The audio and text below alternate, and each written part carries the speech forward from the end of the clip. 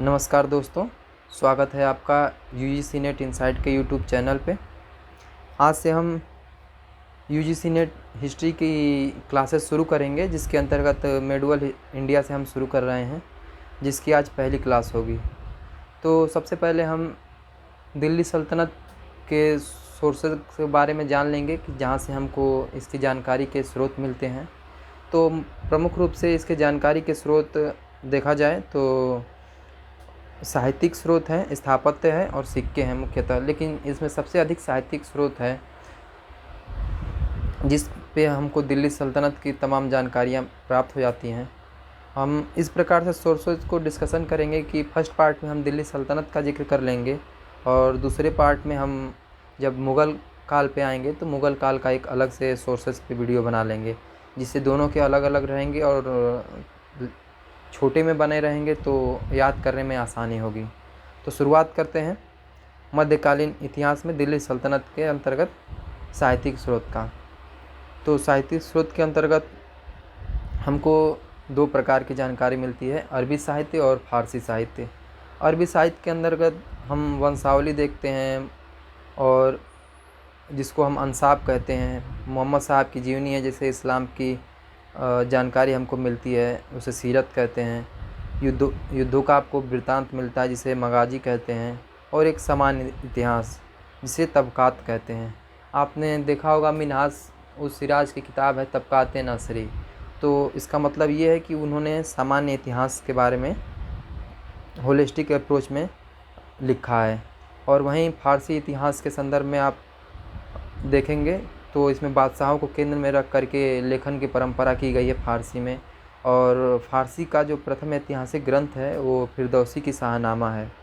तो हम नोट देख लेते हैं। नोट में भारत में मुस्लिम इतिहास लेखन का स्वरूप अरबी तथा फारसी का मिश्रित रूप है। ये हम स्पेसिफिक कर रहे हैं सल्तनत काल के संदर्भ में, और यहाँ धार्मिकता आपको प्रभावित देखने को मिलेगी।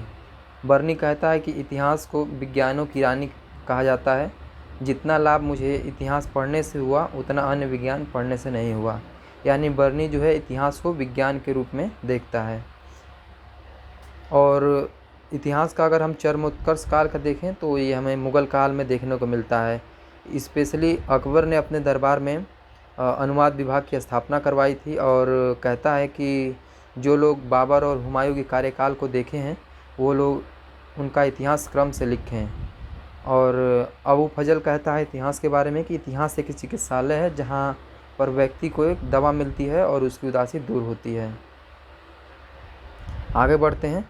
तो हम साहित्यिक स्रोतों की चर्चा कर रहे हैं, तो इसी संदर्भ में हम सारे जितने सोर्सेज हैं साहित्यिक उनको पहले वीडियो में देख लेते हैं।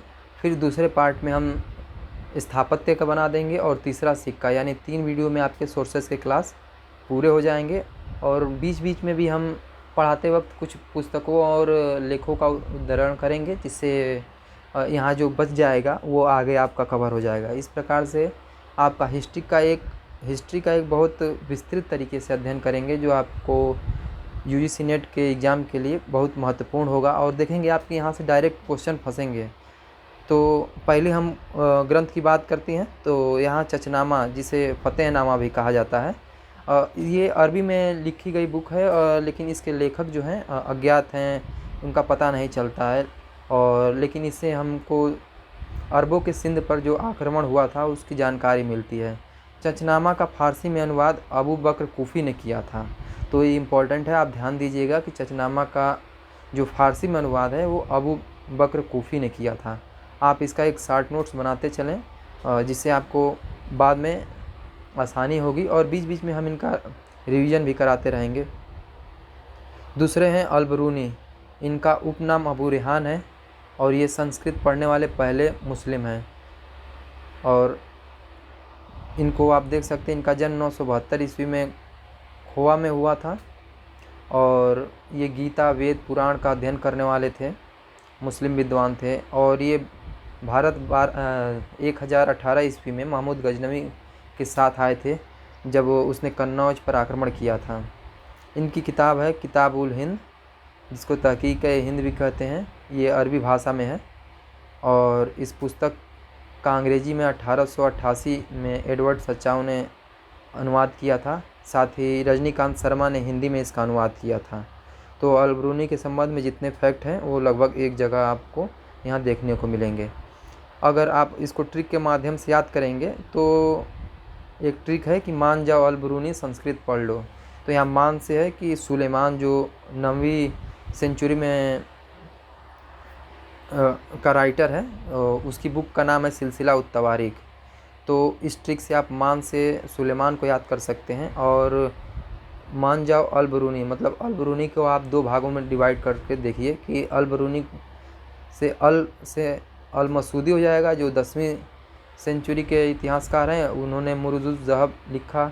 और बरूनी से आप अल-बरूनी को लगा लीजिए जिन्होंने किताबुल हिंद लिखा, ये गीता से सर्वाधिक प्रभावित थे। तो आप इस प्रकार से देख सकते हैं कि 9वीं 10वीं और 11वीं सेंचुरी के जो इतिहासकार हैं उनका क्रम यही है कि सुलेमान है, अल-मसूदी हैं और अल-बरूनी हैं। तो इनका क्रम लगाने के लिए आ जाता है। तो आप इस प्रकार से आप इसको याद रख सकते हैं कि मान जाओ अल-बरूनी संस्कृत पढ़ लो। तो बरूनी जो संस्कृत का जानकार था, उससे आप इसको कनेक्ट कर सकते हैं अल-बरूनी को, और मान से सुलेमान को और अल से अल-मसूदी को। तो इस प्रकार से सुलेमान की पुस्तक का नाम सिलसिला उत-तवारीख जो 9वीं सेंचुरी के लेखक हैं, वहीं अल-मसूदी 10वीं जिनकी बुक का नाम मुरुजुज़-ज़हब है, और अल-बरूनी 11वीं सेंचुरी के हिस्टोरियन है जिनका किताबुल हिंद बुक का नाम है। आगे हम देखते हैं, अल-बरूनी ने पतंजलि में योग सूत्र का अरबी भाषा में अनुवाद किया था। यहाँ अल-बरूनी से संबंधित कुछ और फैक्ट आपको देखने को मिल जाएंगे। अल-बरूनी ने पतंजलि का योग सूत्र का अरबी में अनुवाद किया था। और ये जो हैं दार्शनिक, गणितज्ञ, ज्योतिषाचार्य, समाज सेवी, चिकित्सक हैं। तो ये आप देख सकते हैं विकल्प में दे सकता है कि इनमें से क्या अल-बरूनी नहीं है। ये अक्सर पीजीटी के एग्ज़ाम में पूछ सकता है, लेकिन यूजीसी में आशा कम बनती है पूछने की। तो 4 विकल्प दे देगा और इसमें से पूछेगा कि अल-बरूनी इनमें से क्या नहीं है। तो याद दे सकता है कि इसमें से क्या है। तो आप इसमें देख सकते हैं कि दार्शनिक है, गणितज्ञ हैं, ज्योतिषाचार्य हैं, समाज सेवी हैं, चिकित्सक हैं, और कुछ जो है ऊपर और आगे उनकी व्याख्या की गई है। और एक यहाँ पे नोट है, आप देख सकते हैं, महमूद गजनवी ने अल-बरूनी को ज्योतिषाचार्य का पद दिया था। और आप देख सकते हैं अल-बरूनी मुख्य रूप से ज़्यादा समाज का वर्णन करता है। इन्होंने समाज के बारे में बताया कि समाज में विभेदीकरण और तनाव था। मतलब कि ये अल-बरूनी 11वीं सेंचुरी के में जब वो आए थे तो भारत की व्याख्या करते हुए बताते हैं, और जो समाज में देखा था वो उन्होंने अपने अनुसार वर्णन किया। उन्होंने बताया कि तलाक और विधवा पुनर्विवाह नहीं होता था। साथ ही उन्होंने रामनवमी और शिवरात्रि 2 त्योहारों का उल्लेख किया है। ये बहुत ही इम्पोर्टेंट है कि आप याद रखेंगे कि अल-बरूनी ने रामनवमी और शिवरात्रि 2 त्योहारों का उल्लेख किया है। साथ ही वो वैष्णव धर्म को सबसे ज़्यादा लोकप्रिय बताते हैं। शिक्षा पे वो बताते हैं कि नालंदा, विक्रमशिला, कश्मीर, बनारस शिक्षा के प्रमुख केंद्र थे। वहीं सिद्ध मातृका लिपि कश्मीर, बनारस तथा कन्नौज में प्रचलित थी। आगे बढ़ते हैं तो हमारे तीसरे राइटर हैं फिरदौसी। ये भी महमूद गजनवी के दरबार में थे, और इन्होंने ऐतिहासिक रूप से जो शाहनामा फ़ारसी की जो पहली पुस्तक है उसको इन्होंने लिखा है। तो फिरदौसी की बुक का नाम है शाहनामा, जो फ़ारसी भाषा में लिखी गई है, और ये महमूद गजनवी के दरबारी थे। चौथा है उतबी। उतबी जो है महमूद गजनवी के ये भी दरबारी इतिहासकार थे, और इनकी बुक का नाम है तारीख़-ए-यामिनी। यामिनी आप जानते हैं कि गजनवी वंश का नाम था, तो उसी के इतिहास के बारे में इन्होंने लिखा है, और तारीख़ का मतलब आप समझते हैं कि इतिहास होता है। तो इस प्रकार से उतबी की पुस्तक का नाम है तारीख़-ए-यामिनी, जो महमूद गजनवी के दरबारी कवि थे। 5वें इतिहासकार के रूप में हम देखते हैं कि बैहाकी, जिनकी पुस्तक तारीख़-ए-बैहाकी है, और ये भी महमूद गजनवी के दरबार में थे। इनके बारे में लेनपुन ने इनको बैहाकी को पूर्व का पेपस कहा है। तो एक इनके बारे में एक्स्ट्रा फैक्ट आपको जानकारी मिलेगी कि इनकी पुस्तक है तारीख़-ए-बैहाकी, और इनको पूर्व का पेपस भी कहा गया है। 6वें हैं हिस्टोरियन है फराबी। ये भी महमूद गजनवी के दरबार में थे, और ये दर्शन शास्त्र के विद्वान थे। आगे इनकी पुस्तक का चर्चा किया गया है। सातवें हिस्टोरियन है मिन्हाजुस सिराज, जिनकी प्रसिद्ध बुक है तबकात नासिरी। ये मोहम्मद गोरी के आक्रमण से लेकर के 1260 तक का वर्णन करती है। और मिन्हाज ने ये तबकात नासिरी नासिरुद्दीन महमूद को समर्पित किया है। आपको पता है कि तबकात का मतलब होता है कि सामान्य इतिहास, तो उस समय का जो, और आप नासिरी समझ सकते हैं कि नासिरुद्दीन महमूद को ये समर्पित बुक है, तो इसलिए इसका नाम ही तबकात नासिरी है, जो गोरी के आक्रमण से लेकर के और 1260 तक का घटनाओं का वर्णन करती है। तो आप ये क्वेश्चन सीधा सीधा पूछ सकता है यूजीसी नेट में कि इस पुस्तक का कालक्रम कहाँ से कहाँ तक है, या किसी भी स्पेसिफिक सब्जेक्ट का कोई भी एग्ज़ाम हो तो उसमें ये क्वेश्चन पूछ सकता है। और आगे आप देखिए कि नासिरुद्दीन महमूद को ये दिल्ली सल्तनत का आदर्श सुल्तान इन्होंने कहा है। इसके आगे आप और फैक्ट थोड़ा जान लें। मिन्हाज उस सिराज जो है इल्तुतमिश को दया, सहानुभूति और विद्वानों का संरक्षक के रूप में वर्णन करते हैं। अगला है कि मिन्हाज उस सिराज को दिल्ली का काजी बनाया गया था। और क्या कहते हैं कि मिन्हाज रजिया के समय में मदरसा नासिरी का प्रधानाचार्य भी रह चुके हैं। मिन्हाज उस सिराज और एक और लेखक है हसन निजामी, ये जो दो लेखक हैं इन्होंने ऐबक को सिक्का जारी करने वाला बताया है, शासक बताया। लेकिन इसके अलावा और कोई भी राइटर मिन्हाज और हसन निजामी के अलावा ऐबक को सिक्का जारी करने वाला इन दोनों के अलावा नहीं बताता है। तो इन्हीं के आधार पर हमें पता चलता है कि सिक्का वो जारी करता था, जबकि अन्य हिस्टोरियंस जिन्होंने लिखा है इसका खंडन भी करते हैं। हसन निजामी 8वें हिस्टोरियन है, जिनकी बुक का नाम है ताजुल मासिर। ये अरबी तथा फ़ारसी दोनों भाषा में लिखी गई है। और ये जब पुस्तक है हसन निजामी ने ताजुल मासिर को ऐबक के समय में लिखना शुरू किया था और इसको इल्तुतमिश के समय में पूरा किया था। मिन्हाज की तरह हसन निजामी भी ऐबक को सिक्का जारी करने वाला कहते हैं, जो कि हम अभी आपको बताए हैं। और वहीं इसका दूसरा फैक्ट है कि इलियट और डाउसन जो है ताजुल मासिर का अंग्रेज़ी में अनुवाद किया था। तो इलियट और डाउसन जो है इसका अंग्रेज़ी में ताजुल मासिर का अनुवाद किया था। अब 9वें राइटर है, ये बहुत ही इम्पोर्टेंट राइटर हैं। इन्होंने दिल्ली सल्तनत के 8 सुल्तानों का कार्यकाल देखा है। तो इनके बारे में हम बहुत इम्पोर्टेंट कई क्वेश्चन बनते हैं, तो जिनका हम डिटेल से अध्ययन करेंगे। तो आप देखिए कि इनका जन्म यूपी के एटा ज़िले में हुआ था, पटियाली ग्राम में, और इनके गुरु निजामुद्दीन औलिया थे। इनके बारे में कहा जाता है, निजामुद्दीन औलिया के बारे में, कि एक ऐसे सूफी संत थे जिन्होंने शादी नहीं की। अमीर खुसरो का उपनाम तूतिए हिंद था। नायक भी कहा गया इन्हें, तर्क उल्लाह भी कहा गया है, क्योंकि ये तर्क की बात करने के लिए ये बहुत ज़्यादा प्रसिद्ध थे, इसलिए इनका तर्क उल्लाह की उपाधि भी दी गई। और ये जो उपाधि है तर्क उल्लाह की उपाधि इनके गुरु निजामुद्दीन औलिया ने इनको दी। अगला इम्पॉर्टेंट फैक्ट है कि भारत में इनको खड़ी बोली का जनक कहा जाता है। इन्होंने सितार का आविष्कार किया था, जिसको भारतीय वीणा और ईरानी तंबूरा को मिला करके बनाया गया था। साथ ही भारतीय संस्कृति में इन्होंने कव्वाली का प्रवेश कराया। हिंदू मुस्लिम संस्कृति के ये प्रथम व्यक्ति थे। अगला फैक्ट है कि फारसी कविता का इन्होंने भारतीयकरण किया।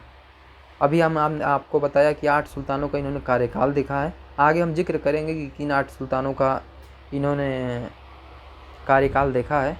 साथ ही अमीर खुसरो को मंगोलों ने गिरफ्तार कर लिया था। बाद में इन्होंने स्वयं को छुड़वा करके वहाँ से भाग करके वापस चले आए थे। तो इस बात की चर्चा इन्होंने अपनी पुस्तक आशिका में किया है। तो ये सीधे सीधे फैक्ट बनता है कि किसमें इन्होंने मंगोलों ने इनको जब गिरफ्तार कर लिया था तो कैसे ये वापस आए, और इसका जिक्र किस पुस्तक में मिलता है। किसानों के बारे में अमीर खुसरो ने कहा है कि राजमुकुट का प्रत्येक मोती दरिद्र किसानों के अश्रुपूर्ण नेत्रों से गिरे हुए रक्त बिंदु का ठोस रूप है। तो ये सीधे सीधे स्टेटमेंट लिख कर पूछ सकता है एग्जाम में कि ये स्टेटमेंट किनका है या किस राइटर ने ये सेंटेंस दिया है। तो आप इसको नोट करते जाइएगा जो भी आपको इम्पोर्टेंट लगे, और एक शॉर्ट नोट्स बनाते चलिएगा जो आपको एग्ज़ाम के समय में रिवीजन करने के लिए मदद करेगी। अलाउद्दीन खिलजी ने इनको राजकवि के पद पर भी नियुक्त किया था। आगे चलते हैं तो इनके जो बुक हैं, बुक के बारे में चर्चा करते हैं और इनके बुकों में इन्होंने स्पेशली जो प्रमुख चीज़ों का वर्णन किया है उनकी थोड़ा थोड़ा देखते चलेंगे। तो पहली इनकी पुस्तक है मिफ्ताह उल फुतूह, जिसमें इन्होंने जलालुद्दीन खिलजी के विषय में जानकारी दी है। बहुत विस्तृत तरीके से इसमें इन्होंने इसकी व्याख्या की है। साथ ही दूसरा है कि इसमें कड़ा और मानिकपुर में मलिक छज्जू का जो विद्रोह हुआ था और जलालुद्दीन फिरोज खिलजी जो उसको माफ़ कर दिया था, उन घटनाओं का इन्होंने उल्लेख किया है। मलिक छज्जू जो है वो बलबन का भतीजा था, तो उसका जो विद्रोह हुआ था उसको इन्होंने माफ़ कर दिया था। तो इसकी जिक्र जो है मिफ्ताह उल फुतूह में अमीर खुसरो ने किया है। इनकी दूसरी पुस्तक है खजाइनुल फुतूह। खजाइनुल फुतूह में अलाउद्दीन खिलजी के अभियानों की चर्चा है। इसमें दक्षिण भारत का भी शामिल है। साथ ही दूसरा है कि इसमें जौहर प्रथा का भी उल्लेख किया गया है। तीसरी बुक है अमीर खुसरो की किरासुस सादेन, जिसमें कैकूबाद और बुगरा खां, जो कैकूबाद था बुगरा खां का बेटा था और बुगरा खां जो था बलबन का बेटा था। और उस समय कैकूबाद दिल्ली का शासक था और बुगरा खां जो है बंगाल का शासक था। इन दोनों के भेंट वार्ता का उल्लेख किया है। चौथी इनकी पुस्तक है आशिका। खिज्र खां और देवल रानी जो गुजरात के शासक की बेटी थी के प्रेम संबंधों की चर्चा इसमें किए हैं आशिका में। और ये जो है वो खिज्र खां के कहने पर ही इन्होंने ये पुस्तक लिखी थी। इसी में खुसरो ने मंगोल द्वारा पकड़े गए और तथा भाग जाने का जिक्र किया है। पांचवी पुस्तक नूह सिपहर। यह पुस्तक किसी के कहने पे नहीं बल्कि स्वयं से प्रेरित होकर के लिखा और इसमें भारत की जलवायु, पुष्प, पशु पक्षी आदि का वर्णन किया है। यह पुस्तक निजामुद्दीन औलिया की प्रशंसा से शुरू करते हैं। इनमें इन्होंने अमृत कुंड, जिसमें स्वास्थ्य के लिए विभिन्न तरह के अभ्यास और प्रयोगों का वर्णन किए हैं। साथ ही आप अगर नूह सिपहर के अर्थ की बात करें तो इसका अर्थ होता है नौ आकाश। छठी इनकी पुस्तक है तुगलकनामा। यह अमीर खुसरो की अंतिम पुस्तक है। इसको आप मसनवी भी कह सकते हैं। इसमें गयासुद्दीन तुगलक के अभियानों की चर्चा है। 10वें लेखक हैं इसामी, जिनकी बुक है फुतूह उस सलातीन। इसामी जो थे मोहम्मद बिन तुगलक के समकालीन थे और जब मोहम्मद बिन तुगलक राजधानी परिवर्तन किया था, यानी दिल्ली से दौलताबाद ले जा रहा था, तभी रास्ते में इनके दादा की मृत्यु हो गई। और जाहिर सी बात है, जब किसी का कोई चीज़ खो जाता है और जिस व्यक्ति की वजह से खोता है तो उसके प्रति वो नाराज़गी जाहिर करता है, और जब नाराज़गी जाहिर करता है तो उसकी आलोचना ही करता है। तो वह माफ़ करिएगा, इसामी जो है इस फुतूह उस सलातीन पुस्तक में उसकी आलोचना शुरू कर देते हैं मोहम्मद बिन तुगलक की। तो वह बहमनी वंश के अलाउद्दीन बहमन शाह के संरक्षण में चले गए और वहीं अपनी पुस्तक को लिखा। अब जब नाराज़ हो गए मोहम्मद बिन तुगलक से तो क्या लिखेंगे कि उनके विद्रोहों को, उनके विरुद्ध जो विद्रोह हो गए थे उसको उन्होंने उचित बताया। दूसरा है सल्तनत काल को अलाउद्दीन खिलजी के समय समृद्ध था, लेकिन मोहम्मद बिन तुगलक ने उसे बर्बाद कर दिया। और पॉइंट है कि इन्होंने मोहम्मद बिन तुगलक को इस्लाम विरोधी, विधर्मी बताया। सबसे इम्पोर्टेंट फैक्ट जो है इसामी की पुस्तक फुतूह उस सलातीन में, कि इन्होंने सर्वप्रथम चरखा की जो चर्चा है इसी पुस्तक में मिलती है।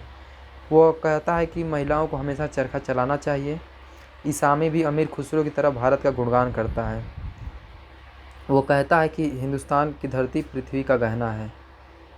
आगे हम देखते हैं 11वें लेखक के रूप में बर्नी का। इनकी 3 पुस्तकें महत्वपूर्ण हैं। तारीख़ फिरोज शाही, फतवा जहांदारी, नाटे मोहम्मदी। नाटे मोहम्मदी मोहम्मद साहब की जीवनी है। तो बर्नी के बारे में थोड़ा सा हम डिटेल से जान लेंगे। बर्नी का जन्म 1285 ईस्वी में हुआ था और इनके गुरु निजामुद्दीन औलिया थे। निजामुद्दीन औलिया के अभी आप कमेंट बॉक्स में बताएं कि और कौन निजामुद्दीन औलिया के शिष्य कौन, और अभी हमने आपको जिक्र किया था कौन थे, आप बताइए कमेंट करके। इनके दोस्त या मित्र कहें तो अमीर खुसरो और अमीर हसन थे। अमीर हसन देहलवी इनका पूरा नाम था। और बर्नी को नदीम या यार शराब यानी बादशाह का खास जो है 17 वर्षों तक बर्नी मोहम्मद बिन तुगलक का नदीम बने रहे। इनके बारे में आगे देखते हैं। एक बात और है कि आप ध्यान देंगे कि जो अलाउद्दीन खिलजी की बाज़ार व्यवस्था है उसमें खुसरो ने जो बाज़ार व्यवस्था के बारे में बताया है कि खुसरो कहा है कि वो आम जनता के लिए थी बाज़ार व्यवस्था, लेकिन बर्नी ने कहा है कि वो सेना के लिए थी। तो ये आपसे एक क्वेश्चन ऐसे बन सकता है, तो इसका आप अलग से नोट डाउन कर लीजिएगा। और बर्नी की दूसरी पुस्तक है फतवा जहांदारी। इसमें उन्होंने महमूद गजनवी को अपने पुत्रों को दिया गया संदेश इसमें उल्लिखित है। साथ ही इन्होंने फिरोज़ शाह तुगलक को दिल्ली सल्तनत का आदर्श सुल्तान कहा है। अभी आप पीछे इसामी की पढ़े हैं फुतूह सलातीन, जिसमें उसने अलाउद्दीन खिलजी को दिल्ली सल्तनत का आदर्श सुल्तान बताता है और मोहम्मद बिन तुगलक को सबसे ख़राब शासक बताता है। और वहीं बर्नी फतवा जहांदारी में फिरोज़ शाह तुगलक को दिल्ली सल्तनत का आदर्श सुल्तान बताता है। तो ये आप याद रखिएगा। महमूद गजनवी मुस्लिम जगत का आदर्श सुल्तान है, इन्होंने इस पुस्तक में बताया है। और इन्होंने ही कहा इस पुस्तक में कि सेना ही बादशाहत है और बादशाहत ही सेना है। इनका अगला पॉइंट है दिल्ली सल्तनत एक नगरी शासन व्यवस्था थी जो किसानों के शोषण से पोषित होती थी। आगे बढ़ते हैं। तारीख़ फिरोज़ शाही इनकी एक और पुस्तक है। इसमें इन्होंने बहुत डिटेल से चर्चा किया है दिल्ली सल्तनत के बारे में। ये तारीख़ फिरोज़ शाही जो है बलबन से लेकर फिरोज़ शाह तुगलक के काल तक यानी 6 वर्ष तक का इतिहास इसमें मिलता है। माफ़ करिएगा, यहाँ 6 वर्ष से तो ज़्यादा समय, हमको लगता है 6 शासकों के बारे में। माफ़ करिएगा, एक बार हमें आप फैक्ट चेक करके आपको मैसेज कर देंगे। जिनमें 9 शासकों का उल्लेख मिलता है, जिसमें बलबन, कैकूबाद, कैमूर्स, हमको लग रहा है यहाँ 60 वर्ष होगा। एक बार फिर से हम चेक करके आपको बता देंगे कि कितने वर्षों का इतिहास मिलता है। इसमें तारीख़ फिरोज़ शाही में 9 शासकों का जिक्र है। तो बलबन, कैमूर्स, कैकूबाद, जलालुद्दीन फिरोज खिलजी, अलाउद्दीन मुबारक शाह खिलजी, गयासुद्दीन तुगलक, मोहम्मद बिन तुगलक और फिरोज़ शाह तुगलक, इतने शासकों का कार्यकाल मिलता है। साथ ही मिनहाज उस सिराज की जो तबक़ात नासरी ख़त्म होती है जहाँ से, वहीं से तारीख़ फिरोज़ शाही का क्रम शुरू होता है। तो ये बहुत ही इंपॉर्टेंट फैक्ट है। साथ ही तारीख़ फिरोज़ शाही में बलबन के राजत्व सिद्धांत की जानकारी मिलती है। साथ ही अलाउद्दीन खिलजी के बाज़ार व्यवस्था की जानकारी मिलती है। यहाँ आप ये ध्यान देंगे कि ये इन्होंने कहा है कि जो बाज़ार व्यवस्था थी वो सेना के लिए थी, जबकि अमीर खुसरो कहता है कि नहीं, वो आम जनता के लिए थी। अगला फैक्ट है कि बर्नी अलाउद्दीन खिलजी के बारे में कहता है कि वो जितना खून बहाया है उतना तो मिस्र के फ़राओं ने भी नहीं बहाया था। इसके अलावा मोहम्मद बिन तुगलक के बारे में कहते हैं कि यह नाकाम परियोजनाओं का कर्ता धर्ता है। अगला फैक्ट है कि हिंदुओं के संदर्भ में बर्नी कहता है कि भयभीत होने के बावजूद हिंदुओं ने इस्लाम को वैसे ही निकाल फेंका जैसे हम आटा गूंथते समय बाल निकाल कर फेंक देते हैं। अगली इनकी पुस्तक है, चौथी पुस्तक है नाटे मोहम्मदी। ये मोहम्मद साहब की जीवनी है और इल्तुतमिश का वजीर निजामुल मुल्क जुनैदी कहता है कि मुसलमान खाने में नमक के बराबर हैं। यदि जबरन हिंदुओं का धर्मांतरण कराया गया तो ऐसी आग लगेगी कि रोका नहीं जा सकेगा। इसका जिक्र नाटे मोहम्मदी में किया गया है जो बर्नी की रचना है। अगले लेखक इब्न बतूता हैं। ये 8 साल दिल्ली में रहे और ये अफ्रीका के मोरक्को के रहने वाले हैं। इनका मूल नाम था अबू अब्दुल्ला मोहम्मद और ये भारत आए 1334 ईस्वी में मोहम्मद बिन तुगलक के कार्यकाल में। इनकी पुस्तक रिहाला है जो अरबी भाषा में लिखी गई है। यह काजी के पद पर भी नियुक्त रहे और मोहम्मद बिन तुगलक ने इनको 1341 से 42 में चीन के राजदूत के रूप में भी भेजा और ये काजी के पद पर मोहम्मद बिन तुगलक के समय में ही थे। अगली पुस्तक है याहिया बिन अहमद सरहिंदी की। इनकी बुक का नाम है तारीख़ मुबारक शाही। बहुत ही इम्पोर्टेंट बुक है। यह सैयद वंश के शासक मुबारक शाह को समर्पित है। साथ ही इसी पुस्तक में फिरोज शाह तुगलक के द्वारा नहरों के जो जाल बिछाया गया था उसका वर्णन मिलता है। और इसमें इन्होंने इस बात का भी उल्लेख किया है कि केवल ईश्वर ही जानता है कि क्या सही और क्या गलत है, तो इसका भी उल्लेख इसमें मिलता है। अगले राइटर हैं निजामुल मुल्क तूसी। इनकी पुस्तक का नाम है सियासतनामा। ये बहुत ही इम्पोर्टेंट पुस्तक है क्योंकि इसमें सल्तनत काल में जो इक्ता व्यवस्था थी उसकी जानकारी मिलती है। भारत में इक्ता व्यवस्था की शुरुआत हमें मोहम्मद गोरी से देखने को मिलती है, जिसका एक व्यवस्थित स्वरूप इल्तुतमिश के समय में उभर के समय आया। तो इस पुस्तक में पहली बार इक्ता व्यवस्था की जानकारी मिलती है। अगले हैं हमारे मौलाना यजदी। इनकी बुक का नाम है जफ़रनामा। ये भी बहुत ही इम्पोर्टेंट बुक है जिसमें भारत पर तैमूर के आक्रमणों का वर्णन मिलता है, माफ़ करिएगा, तैमूर के आक्रमण का वर्णन मिलता है। अगले राइटर है जिया नक्शबी, जिनकी बुक का नाम है तूतीनामा। यह चिंतामणि भट्ट की जो पुस्तक सुक्त सप्तती है, उसका जो सुक्त सप्तती थी संस्कृत भाषा की पुस्तक, उसका फारसी में अनुवाद किया है, उसका नाम तूतीनामा है और इसके राइटर है जिया नक्शबी। मार्को पोलो हैं अगले। ये इटली के यात्री थे। 1293 ईस्वी में यानी 13वीं सदी में भारत के पांड्य राज्य में आए और इन्हें मध्यकालीन यात्रियों का राजकुमार कहा जाता है। पांड्य राज्य में मावर क्षेत्र मोतियों के लिए प्रसिद्ध था, इसका इन्होंने उल्लेख किया है।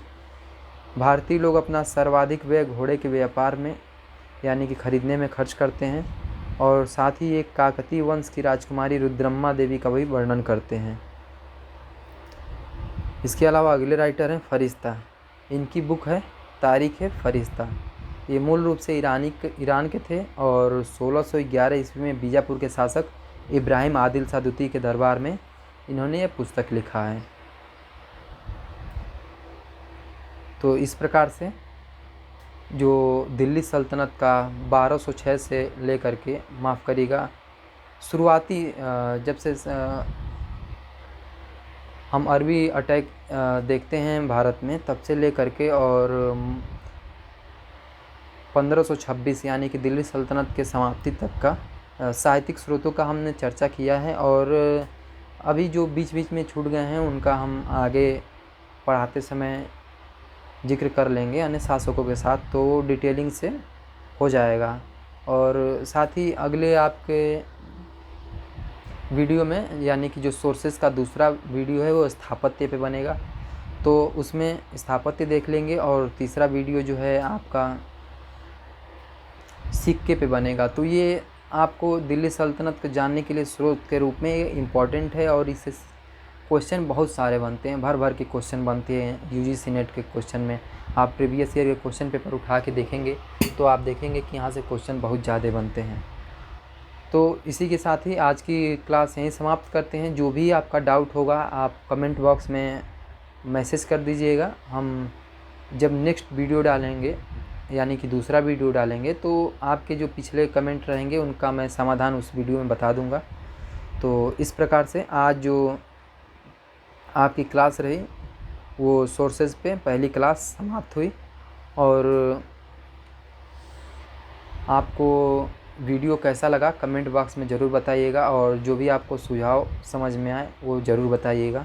वीडियो देखने के लिए बहुत बहुत धन्यवाद। अगर अच्छा लगे तो चैनल को लाइक और सब्सक्राइब ज़रूर करिएगा। Thank you.